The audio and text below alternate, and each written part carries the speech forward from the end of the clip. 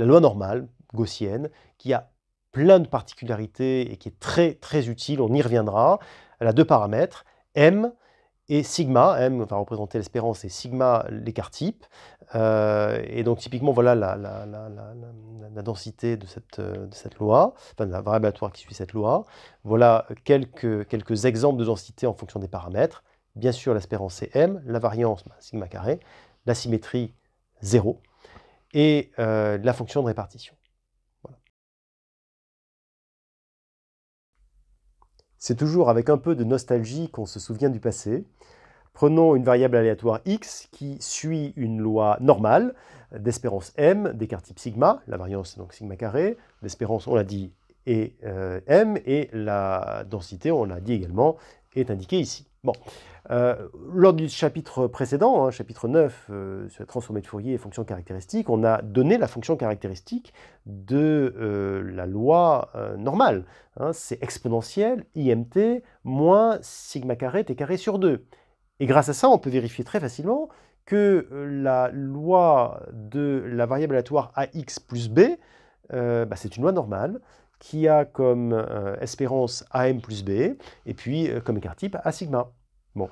Et puis on avait déjà vu dans le chapitre précédent que si je me donnais des variables aléatoires suivant des lois normales qui sont indépendantes, eh bien la somme de ces variables aléatoires est également une variable aléatoire qui suit une loi normale. Et d'ailleurs, la loi normale qu'elle suit, on a tout à fait accès à l'espérance et à l'écart type. Hein, c'est simplement voilà, les formules qui sont indiquées. Bon.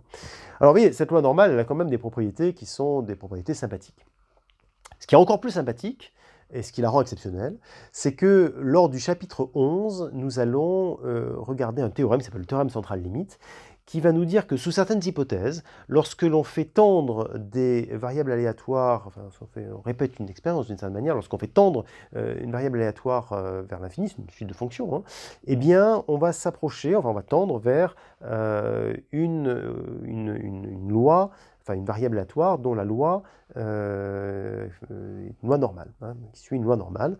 Et donc ça donne vraiment un très très grand intérêt à ces lois normales, donc gaussiennes, hein, qui effectivement méritent un chapitre à elles seules. Alors ça va être un chapitre très court, qui commence par l'introduction que vous êtes en train de visionner, et qui va avoir trois vidéos, trois sections. Une première section sur la définition d'un vecteur gaussien. Donc on va dire ce que c'est qu'un vecteur gaussien, on va donner une définition, et à la suite de ça, on va donner une caractérisation d'un vecteur gaussien.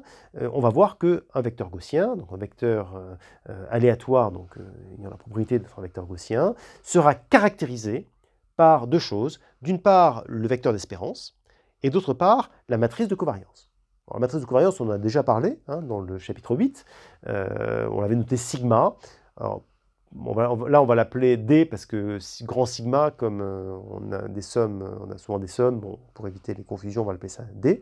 Et donc voilà, donc M, le vecteur d'espérance, et D, la matrice de covariance, vont complètement caractériser la loi du vecteur aléatoire, du vecteur gaussien, entièrement par ces deux choses. Bon.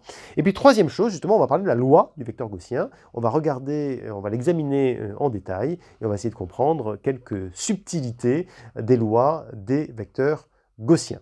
Donc voilà pour ce chapitre 10 sur les vecteurs gaussiens.